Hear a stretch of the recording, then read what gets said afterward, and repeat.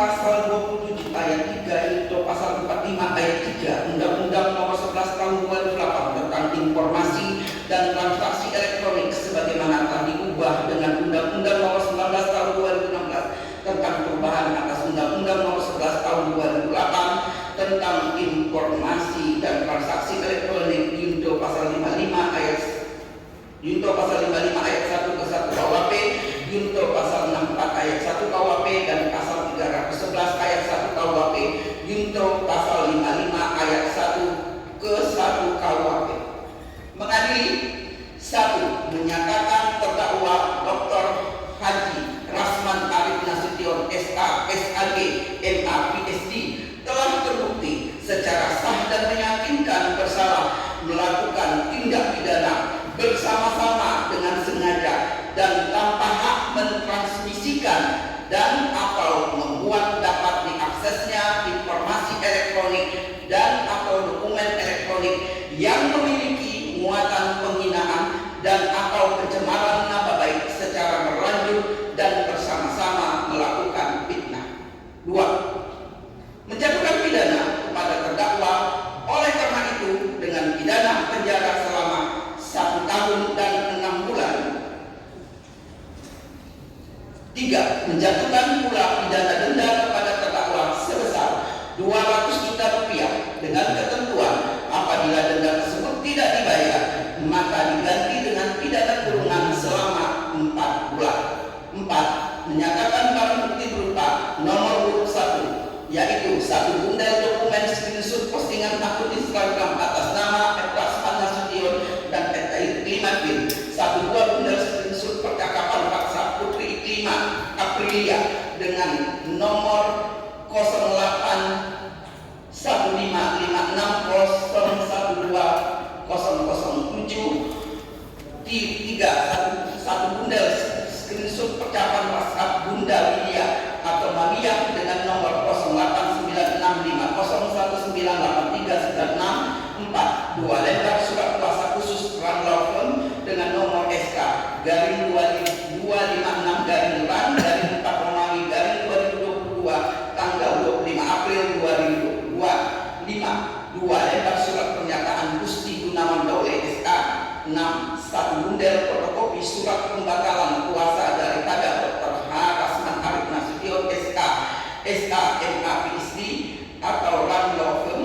7. 1 lembar surat pernyataan atas nama Putri Iklima Aprilia tertanggal 25 April 2022. 8. 1 buah akun Instagram atas nama Rasman Nasution yang telah diekstrak ke dalam 1 buah plastik dan plastis dengan merek SanDisk warna hitam dengan kapasitas 128 GB. 9. 1 buah plastik merek SanDisk warna merah hitam dengan kapasitas 8 GB yang berisi video-video dari akun-akun atas nama Rasman Nasution dan Iklima Bin. 10. 1 buah plastis merek SanDisk warna merah hitam dengan kapasitas 16 GB. 11. 1 buah plastik RF108 warna hitam dengan kapasitas 8 GB.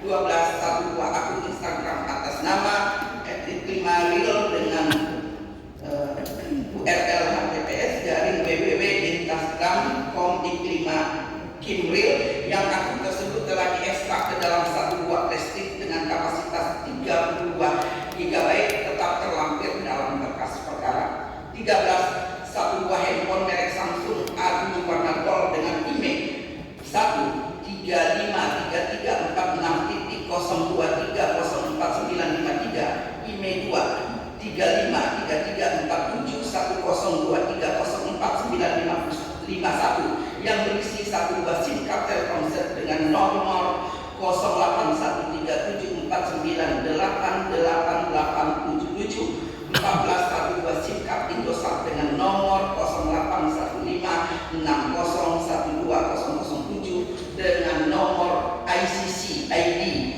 6201300028249950 dirampas untuk dimusnahkan, sedangkan flash yang diajukan oleh penasihat hukum terdakwa berisi 21 screenshot komunikasi via WhatsApp antara saksi Putri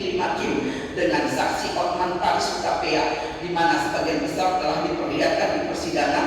8 video yang tidak semuanya dapat dibuka dan sebagian besar telah diperlihatkan baik oleh penuntut umum dan penasihat hukum terdakwa dikembalikan kepada penasihat hukum terdakwa. 5. Menetapkan agar terdakwa membayar biaya perkara sebesar Rp5.000.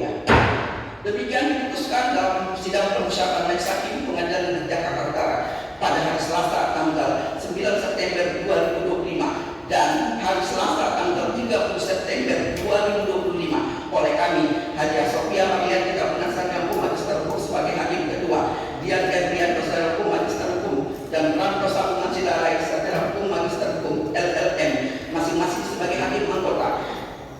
Putusan mana diucapkan dalam sidang terbuka untuk umum pada hari Selasa tanggal 30 September 2025 oleh kami hakim ketua dengan didampingi para hakim anggota tersebut, dibantu oleh Amir Rahman Royana Sarjana Hukum Magister Hukum Panitap Dandi pada Pengadilan Negeri Jakarta Utara, serta dihadiri oleh Sobrani Binjar Sarjana Hukum Magister Hukum sebagai penuntut umum pada Pengadilan Negeri Jakarta Utara, dengan tidak dihadiri oleh terdakwa dan penasihat hukum terdakwa. Demikian putusan yang telah dibacakan majelis hakim. Di awal persidangan kami telah mengingatkan masing-masing baik penuntut umum untuk mempergunakan upaya hukum. Nanti juga akan disampaikan kepada penasihat hukum, kepada terdakwa tentang hak-hak yang diperoleh dimilikinya. Nanti silakan administrasinya kepada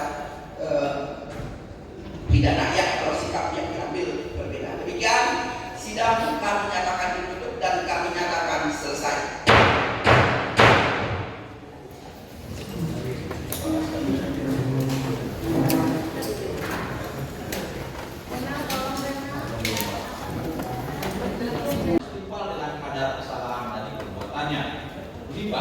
Bahwa tujuan dari pemidanaan atau pidana yang dijatuhkan pada diri terdakwa bukanlah semata-mata sebagai balas dendam atas kesalahan terdakwa, akan tetapi tujuan dari pemidanaan lebih diberatkan pada tujuan edukatif atau pembelajaran dengan maksud agar terdakwa tersebut dapat merenungkan dan meresapi atas kesalahan yang telah diperbuatnya, dan dengan suatu harapan dengan telah dipidananya terdakwa menjadi sadar sehingga terdakwa tidak akan mengulangi lagi tindak pidananya. Demi itu, pembinaan juga diharapkan punya tujuan preventif, yaitu agar memberikan efek jerah sehingga orang lain tidak akan melakukan tindak pidana seperti yang telah dilakukan oleh terdakwa. 5. Bahwa sebelumnya tindak pidana pada terdakwa maka perlu dipertimbangkan keadaan yang memberatkan, perbuatan terdakwa telah merusak nama baik atau martabat orang lain, terdakwa tidak berlaku sopan di persidangan, terdakwa sudah pernah dihukum, keadaan yang meringankan, terdakwa masih memiliki tanggungan keluarga. Menimbang bahwa berdasarkan keadaan yang berat dan meringankan sebagai telah dipertimbangkan di atas, dikaitkan pula dengan tujuan pemidanaan yang bukan semata-mata sebagai pembalasan atas perbuatan terdakwa, melainkan bertujuan untuk membina dan mendidik terdakwa agar menyadari dan menginsafi kesalahannya sehingga kelak diharapkan menjadi anggota masyarakat yang baik di kemudian hari. Maka majelis memandang patut apabila terdakwa dijatuhi pidana sebagaimana akan disebutkan dalam amat putusan ini. Menimbang bahwa